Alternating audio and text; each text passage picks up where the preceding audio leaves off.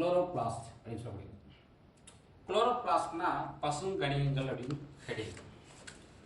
பாருங்க இந்த chloroplast R vital organelle found in green plants.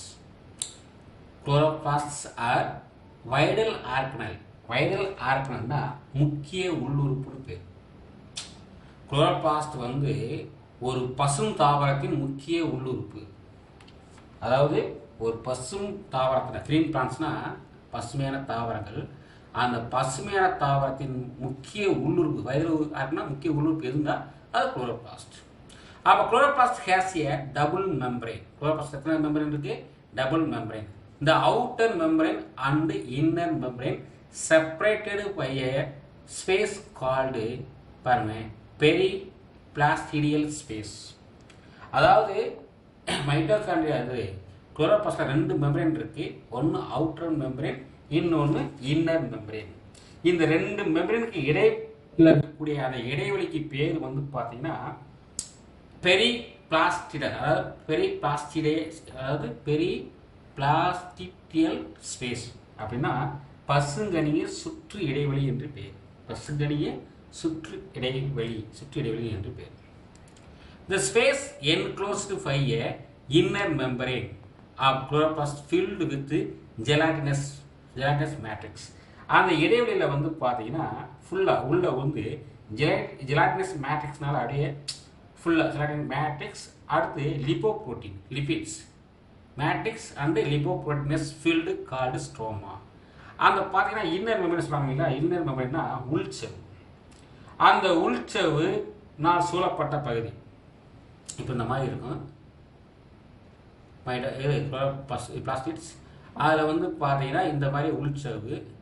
இது வந்து அவுட்டர் மெம்பரேன், இது வந்து இன்னர் மெம்பரேன். இதுக்கு ரெண்டுக்கு இடைப்பட்ட பகுதி தான் இந்த பெரிபிளாஸ்டிடியல் ஸ்பேஸ் அப்படிது. இந்த இன்னர் மெம்பரேன் பாருங்க, இந்த இன்னர் மெம்பரேனுக்கு உள்ள என்ன இருக்குன்னு பார்த்தீங்கன்னா அதுதான் ஜெலாட்டினஸ் மேட்ரிக்ஸ், லிபோப்ரோட்டீன்ஸ் ஃபுல்லாக இதுக்குள்ள காணப்படுது. எதுக்குள்ள? அந்த இன்னர் மெம்பரேன். அதை சூழ்ந்து தான் அந்த இன்னர் மெம்பரேன் இருக்கு. அதுக்கு பேர் தான் ஸ்ட்ரோமா. அந்த ஃப்ளூயிட் வருது சொல்லுவாங்க, திரவமோட பொருள் காணப்படுது. திரவமோட பொருள் எதுன்னு பார்த்தீங்கன்னா ஜெலாட்டினஸ் மேட்ரிக்ஸும் லிபோப்ரோட்டீனஸ் அதாவது லிபோப்ரோட்டீனஸ் ஃப்ளூயிட் அப்படின்னா லிபோப்ரோதங்கள் காணப்படும் சொல்கிறாங்க. அந்த ரெண்டு அதில் இந்த இன்னர் மெம்பரேன் ஃபுல்லாக இருக்குது. அதுக்கு பேர் ஸ்ட்ரோமான்னு சொல்கிறாங்க. Inside the stoma here there is a flat interconnected sacs called thylakoid. Interconnected அப்படின்னா அந்த ஸ்ட்ரோமாவில் தட்டையான பின்னப்பட்ட நிலையில் உள்ள பகுதிக்கு தைலக்காய்டு என்று பெயர். என்ன சொல்கிறாங்க பாருங்கன்னா அங்கே வந்து இந்த ஸ்ட்ரோமாவில் வந்து தைலக்காய்டு இருக்கும். இந்த மாதிரி தைலக்காய்டு நம்பராக இருக்கும். இங்கேயும் தைலக்காய்டு வச்சுக்கோங்க. தைலக்காய்டு இது பின்னி இருக்கும்.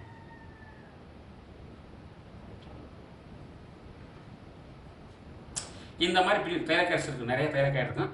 ஒன்று பின்னி இருக்கும். இங்கே ஒரு கனெக்ட். இந்த மாதிரி பின்னப்பட்ட தைலக்காய்டு வந்து எதில் கிடையாது? அது ஸ்ட்ரோமாவில் காணப்படுன்னு சொல்கிறாங்க. ஓகேவா? அதே மாதிரி தைலக்காய்டு என்ற ஜவ்வு வட்டில்கள் காணப்படுது. தைலக்காய்டு இடைவெளி உள் இடைவெளி பாருங்க. தைலக்காய்டு என்க்ளோஸ் எ ஸ்பேஸ் கால்டு தைலக்காய்டு லூமன். அங்கே தைலக்காய்டு லூமன் காணப்படுதுன்னா தைலக்காய்டு இடைவெளி காணப்படும் சொல்கிறாங்க. லூமன் காணப்படுது. அடுத்து பார்த்தீங்கன்னா கிரானா. கிரானா சிங்குலர், கிரானம்னா plural, grana singular. Are the found when many of these thylakoids are stacked together like file coins. File coinsனா இந்த ஒரு ரூபா நாணயத்தை அடுக்கி வச்சிருந்தா அப்படி இருக்கும். அது மாதிரி 1 by 1 above 1ஆக அப்படி ஒரு ஸ்ட்ரக்சராக காணப்படுது. அதுக்கு பேர் தான் கிரானம். அது பேர் கிரானா. காயின் அடுக்கி வைத்தது போன்ற இந்த மாதிரி இருக்கும். 1 மேல 1 அப்படி இருக்கும். இதுக்கு பேர் தான் கிரானம். இதுக்கு பேர் தான் கிரானம் என்று பெயர். கிரானம் இல்லை கிரானா என்று பாருங்க. இந்த லைட் இஸ் அப்சோர்டு அப்படின்னா ஒளி இருக்குது. Absorbed and converted into chemical energy இந்த கிரானம். அப்போ லைட்டை எடுத்துக்கொண்டு அதை எதாவது மாற்றுது, ஒளியை வேதிப்பொருளாக மாற்றுது. அப்போ லைட்டை எடுத்து அதை வேதியாற்றாக ஒளி ஆற்றலை கிரானங்கள் ஈர்த்து கொண்டு வேதியாற்றாக மாற்றுகிறது சொல்கிறாங்க. வேதியாற்றாக மாற்றுகிறது. which is used in stroma to prepare carbohydrates. அப்போ எதை ப்ரிப்பேர் பண்ணுது? கார்போஹைட்ரேட் ப்ரிப்பேர் பண்ணுது. ஒரு மார்க் சொல்லிக்கலாம். Thylakoid contains chlorophyll pigment. Thylakoid chlorophyll pigments இருக்குது. இந்த குளோரோபிளாஸ்ட் கண்டெய்ன்ஸ் ஆஸ்மாட்டிக் கிரானுலஸ். அப்போ குளோரோபிளாஸ்ட் என்னென்ன இருக்குன்னு பார்த்தீங்கன்னா ஆஸ்மாட்டிக் கிரானுலஸ் இருக்குது, 70s ரைபோசோம் இருக்குது, DNA and RNA. DNA and RNA இதெல்லாம் அதை காணப்படும் சொல்கிறாங்க. ஓகேங்களா? திஸ் குளோரோபிளாஸ்ட் பாருங்க ஜீனம் என்கோட்ஸ் அப்ராக்சிமேட்லி 30 proteins. 30 நல்லா சொல்லுங்க 30 proteins. அதாவது என்ன சொல்றாங்கன்னா ஒளிச்சேர்க்கையில் பங்காற்றும் சுமார் 30 புரதங்கள். ஒளிச்சேர்க்கை செயல்படும் 30 புரதங்கள் அதில் காணப்படும் சொல்றாங்க. 30 புரதங்கள் காணப்படுது. அது மட்டும் அல்லாது பாருங்க இன்வால்விங் போட்டோசிந்தசிஸ். அதுக்கிறது போட்டோசிஸ்டம் 1, போட்டோசிஸ்டம் 2, 1 2 ரெண்டுமே இருக்கு. அதே மாதிரி சைட்டோக்ரோம் பிஎஃப் இருக்கு, காம்ப்ளெக்ஸ் ஏடிசிஸ் எல்லாமே அதில் காணப்படுது. பாருங்க ஒன் ஆஃப் த சப்யூனிட்ஸ் ரூபிஸ்கோ பாருங்க என்கோஸ்டு பை த குளோரோபிளாஸ்ட் டிஎன்ஏ. அங்கே ஒரு டிஎன்ஏ காணப்படுறதால ரூபிஸ்கோ சொல்லக்கூடிய ஒரு என்சைம் காணப்படும் சொல்றாங்க. It is the major protein component chloroplast stroma. It is the major புரோட்டீன்னா இதுதான் வந்து மேஜர் புரோட்டீன் சொல்றாங்க. எது? அந்த ரூபிஸ்கோ. இது வந்து உயிர் உலகில் அதிக காணப்படும் அதாவது உயிர்கள் சொல்லக்கூடிய இந்த உலகத்தில் அதிகமாக காணப்படக்கூடிய ஒரு புரோட்டீன் எதுன்னா அந்த புரோட்டீன் ரூபிஸ்கோ தான். அது ரூபிஸ்கோ. இது ஒரு one protein. It is the major protein component chlorostroma. ஓகேங்களா? Single most of the abundant proteins of earth. இது அதான் முக்கியமானது. பாருங்க the thylakoids contain small rounded photosynthetic units called quantasomes. என்ன சொல்லலாம்னு பார்த்தீங்கன்னா தைலக்காய்டு வந்து சிறிய வட்டவடிமான ஒளிச்சேர்க்கை அலகுகள் காணப்படும். இந்த தைலக்காய்டில் சிறிய தைலக்காய்டு இருக்கு பாருங்க, அதில் ஒரு சிறிய வட்ட வடிவமான ஒளிச்சேர்க்கை அலகு யூனிட் காணப்படும். அதுக்கு பேர் குவாண்டம்சோம் என்று பெயர். இதில் தைலக்காய்டில் சிறுசாக ரவுண்ட் ஷேப்பில் ஒரு போட்டோசிந்தட்டிக் யூனிட் காணப்படுது. அதுக்கு பேர் குவாண்டம்சோம்ஸ் பேர். It is from a semi-autonomous organelle and called divides by fusion. இந்த குவாண்டம்சோம்ஸ் சொல்றாங்க இல்லையா, இது வந்து பாதி தற்சார்பு, அதாவது செமி அட்டானம்ஸ்னா பாதி தற்சார்பு செல் அப்படின்றாங்க. செல் நுண்ணுறுப்பு என்று சொல்றாங்க. இவைகள் வந்து எதுக்கு பயன்படுது பார்த்தீங்கன்னா இணைகள், அதாவது இவைகளும் மைட்டோகாண்ட்ரியங்களைப் போல பிளவுறுதல் மூலம் இவை அந்த குவாண்டம்சோம் வந்து மைட்டோகாண்ட்ரியை போன்று அந்த பிளவுறுதல் மூலமாக தான் பெருக்க முடியுது. அப்போ மைட்டோகாண்ட்ரியா எப்படி பெருக்க முடியுதுன்னா ஃபிஷன் டைப்பில் பெருக்க முடியுது. அதே மாதிரி தான் இந்த குவாண்டம்சோமும் மைட்டோகாண்ட்ரியா மாதிரி ஃபிஷன் டைப்பில் பிளவுறுதல் டைப்பில் பெருக்க முடியுதுன்னு சொல்கிறாங்க. பெருக்க முடியுது. அடுத்து பார்த்தீங்கன்னா ஃபங்க்ஷன் சொல்கிறாங்க இல்லையா, குளோரோபிளாஸ்ட் ஃபங்க்ஷன் எடுத்துக்கிட்டிங்கன்னா குளோரோபிளாஸ்ட் ஃபங்க்ஷன் பாருங்கள் போட்டோசிந்தசிஸ் ஒளிச்சேர்க்கை செய்ய பயன்படுது. அதே மாதிரி பாருங்கள் light reactions takes place in granum. அதாவது கிரானமில் ஒளி செயல் நிகழ்த்துது, லைட் ரியாக்ஷனை நிகழ்த்த பயன்படுது. அதே மாதிரி ஒளி சார்பற்ற வினைகள், அதாவது டார்க் ரியாக்ஷன் ஸ்டோமாவில் வந்து டார்க் ரியாக்ஷன் நிகழ்த்துவதற்கு இது பயன்படுது. அடுத்து பார்த்தீங்கன்னா ஒளி சுவாசத்தில் பங்கேற்குது. அப்போ குளோரோபிளாஸ்ட் என்ன பண்ணுதுன்னு பார்த்தீங்கன்னா குளோரோபிளாஸ்ட் ஒளி சேர்க்கைக்கு பயன்படுது. அதே மாதிரி கிரானாவில் வந்து ஒளி செயல் கிரானாவில் இருக்கிறதுனால ஒளியை எடுத்து அதை வேதியாற்ற மாற்ற பயன்படுது. அதே மாதிரி டார்க் ரியாக்ஷன்லையும் இது இந்த ஸ்டோமாவில் பயன்படுது. அதே மாதிரி ஒளி சுவாசத்திற்கு இந்த குளோரோபிளாஸ்ட் பயன்படுத்த சொல்கிறாங்க.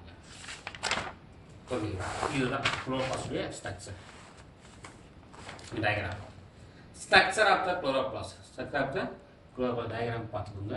இந்த டயக்ராமில் எடுத்துக்கிட்டிங்கன்னா அதில் ஃபஸ்ட்டு வந்து பார்த்தீங்கன்னா அதில் வந்து இன்னர் மெம்பரைன் இருக்குது, அதே மாதிரி அவுட்டர் மெம்பரைன்.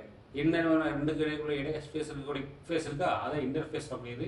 அப்புறம் தைலக்காய்டு, இங்கே பார்த்தீங்கன்னா தைலக்காய்டு மெம்பரைன், தைலக்காய்டு லூமன் இருக்குது. அதே மாதிரி கிரானம் லேமலா எல்லாமே கொடுத்துருவாங்க. அதே மாதிரி இருந்து பார்த்தீங்கன்னா பாருங்க, ட்ராப் ஆஃப் லிபிட்ஸ் இருக்கு. அடுத்து chloroplast DNA, starch granule ribosome. இந்த மாதிரி இந்த டயக்ராம் போட்டு நீங்கள் பார்த்துக்கணும். ஓகேங்களா?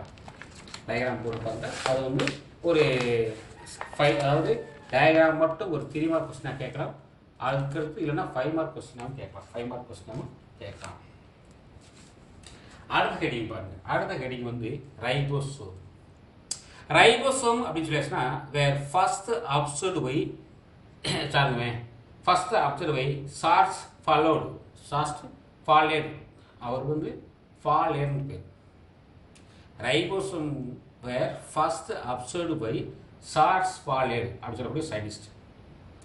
எப்போனா 1953 ஒரு சயின்டிஸ்ட் கண்டுபிடிச்சிருக்காரு ரைபோசோம். அவர் தான் முதல்ல கண்டறிந்தார். யார் கண்டறிந்தார்னா சார்ஸ் ஃபாலேர்னு சொல்லக்கூடிய சயின்டிஸ்ட். பாருங்க, இது வந்து as dense particles are granules. dense particlesனா இவை வந்து அதிக செறிவுள்ள துகள்கள் அல்லது மணிகளாக மின்னணு நுண்ணோக்கி மூலம் கண்டறிந்தார். இவர் என்ன செஞ்சிருக்காருன்னு பார்த்தீங்கன்னா, இது ஸ்ட்ரக்சர், அதாவது ரைபோசோம் எப்படி ஸ்ட்ரக்சர் இருக்குன்னு பார்த்தீங்கன்னா, ஒன்று பார்ட்டிகல்ஸ் டென்ஸ் பார்த்தீங்கன்னா அடர்த்தியான துகள் போன்று காணப்படுது, அல்லது கிரானுலஸ்னா மணிகளாக. ஒன்று துகள்களாக அவர் கண்ணுக்கு தெரியுது, அல்லது மணிகளாக தெரியுது. எதன் மூலம் பார்த்தாரு? எலக்ட்ரான் மைக்ரோஸ்கோப் மூலம் பார்த்தாரு. அப்போ எலக்ட்ரான் மைக்ரோஸ்கோப் மூலமாக சார்ஸ் ஃபாலேர்டு சொல்லக்கூடிய சயின்டிஸ்ட் வந்து பார்த்துருக்காரு. அப்போ அடர்த்தியான துகள்களாக அல்லது மணிகளாக ஒரு ஸ்ட்ரக்சர் காணப்படுது. அதுக்கு பேர் தான் ரைபோசோம்னு பேர் வச்சுருக்காரு. ரைபோசோம். ஓகேங்களா? அடுத்தவங்க, the electron microscope observation revealed that the ribosomes are composed 2 rounded subunits. அப்போ இவர் என்ன பண்ணுறாருன்னா, அந்த ரைபோசோம் பார்க்குறாரு. அந்த ரைபோசோமில் வந்து 2 பகுதி காணப்படுது, 2 அளவுகளை உடையது. ஒன்று பெருசு, ஒன்று சிறுசு. அவர் பார்க்கும்போது அதில் 2 ரவுண்ட் சப் யூனிட் காணப்படுது. அந்த யூனிட்டை together the form a complete unit. அதை வந்து ஃபுல்லாக பார்வையிடுறாரு. அதில் பாருங்களேன், mechanism is required for structural அதாவது cohesion of ribosomes. அவர் பார்த்தாரு, அந்த இவர் 2 துணையாளர்கள் போட்டிருப்பது மெக்னிசம் தெரிய பொறுத்து.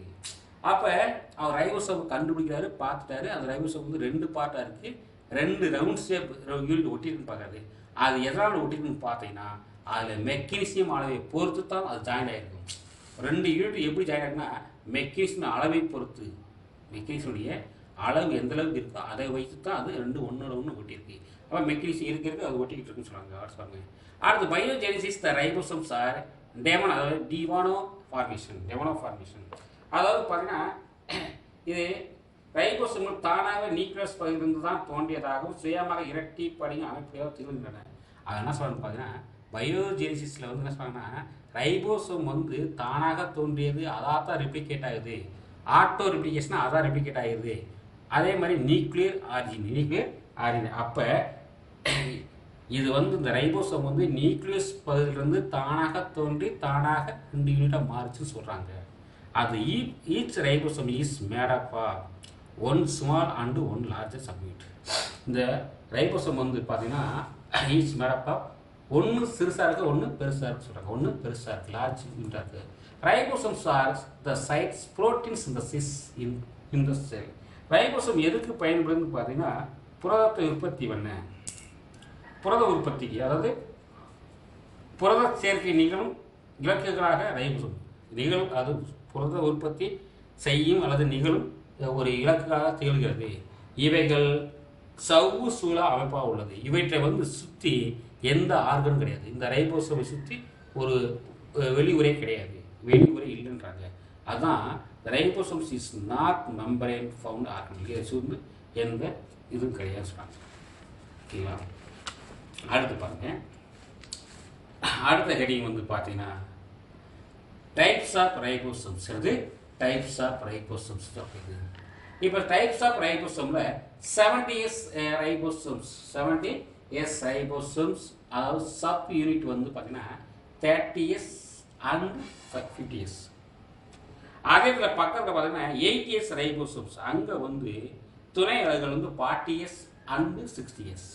இப்போ பாருங்க 3 RNA மாலிகுல், 3 RNA மாலிகுல் பார்த்தீங்கன்னா இதில் ஃபர்ஸ்ட் பாருங்க, ஒன்று வந்து 16SR 16 பாருங்க, 3 RNA மூலக்கூறுன்னு சொல்லிட்டு ஃபர்ஸ்ட் வந்து 16, அதாவது ஃபர்ஸ்ட் வந்து என்னது 16SR RNA இன் 30s சப்யூனிட், அதாவது 30 துணை அலகுகள், 30S துணை அலகுகள், 30S துணை அலகுகள். அதே நேரத்தில் 16S RNA, 16S RNA சொல்றது. அதுக்கு கீழே பார்த்தீங்கன்னா என்ன பார்த்தீங்கன்னா செகண்ட் பாயிண்ட் வந்து இதில் வந்து 30, அதாவது 23S and 5S in 50S large unit, அதாவது 23S and 5S in 50S large subunit சொல்கிறாங்க. அதாவது ப்ரோகேரியாட்டிக் செல்களான அதாவது prokaryotic cells of blue green algae, bacteria, mitochondria, chloroplast of many algae and higher plants, many algae and higher plants. சரிங்களா?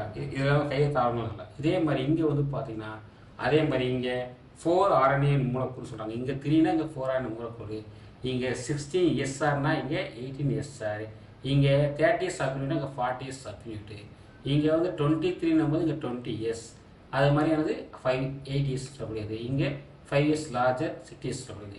இங்கே eukaryote cells and plant animals, plant and animals சொல்லியிருக்காங்க. சரிங்களா? அடுத்து பாருங்க, ribosome consist of RNA and protein. அப்போ ribosome வந்து பார்த்தீங்கன்னா RNA மற்றும் புரதங்களால் ஆனது. ரைபோசோம் எதனால் ஆனது? RNA மற்றும் புரதங்களால் ஆனது. இது 1 மார்க் கொஸ்டின். அப்போ ribosome consist of RNA and proteins. RNA 60% and protein வந்து பார்த்தீங்கன்னா 40%. அப்போ ஒரு ரைபோசோமில் வந்து RNA 60% இருக்குது, புரோட்டீன் 40% இருக்காங்க. During protein synthesis, many ribosomes are attached to single mRNA is called polysomes or polyribosomes. என்ன சொல்றாங்க பார்த்தீங்கன்னா, பல ரைபோசோம்கள் ஒரு தூது RNA வினால் பிணைக்கப்படுது. என்ன சொன்னா, during protein synthesis, அதாவது during protein synthesisனா புரத உற்பத்தி செய்வதற்காக, புரத உற்பத்தி செய்யும் பொழுது, அது புரத உற்பத்தி செயற்கைக்காக பல ரைபோசோம்கள், அதான் சொல்றாங்க during protein synthesis many ribosomes are attached single mRNA, ஒரு தூது அதாவது தூது RNA mRNA பல ரைபோசோம்கள் ஒன்னோடு ஒன்று இணைக்கப்படுதுன்னு சொல்றாங்க. அப்போ இணைக்கப்பட்டா அதுக்கு பேர் பாலிசோம் அல்லது பாலிரைபோசோம் என்று பெயர். இந்த பாலிரைபோசோம் பணியானது polyribosom. The function of polysomes functions of several copies of particular polypeptide during protein synthesis. அவன் என்ன சொல்றான்னு பார்த்தீங்கன்னா, இந்த பாலிசோம்களின் பணியானது புரதச் சேர்க்கையின் போது பல நகல்களை கொண்ட, புரதச் சேர்க்கை நடக்கும் பொழுது, புரதச் சேர்க்கை உற்பத்தி ஆகும்போது பல நகல்களை கொண்ட பாலிபெப்டைடுகளை உருவாக்க பயன்படுது. பாலிபெப்டைடுகளை உருவாக்குவதற்கு அது பயன்படும் சொல்கிறான். பாலிபெப்டைடுகளை உருவாக்குவதற்கு பயன்படுது. எது அப்படின்னு பார்த்தீங்கன்னா பாருங்க, several copies of particular polypeptide. எப்போ புரோட்டீன் உற்பத்தி பண்ணும் பொழுது செவரல் காப்பி பாலிபெப்டைடை உருவாக்க பயன்படும் சொல்கிறான். அதாவது என்ன சொல்லலாம்னு பார்த்தீங்கன்னா,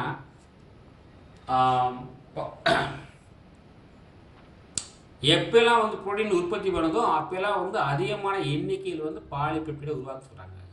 They are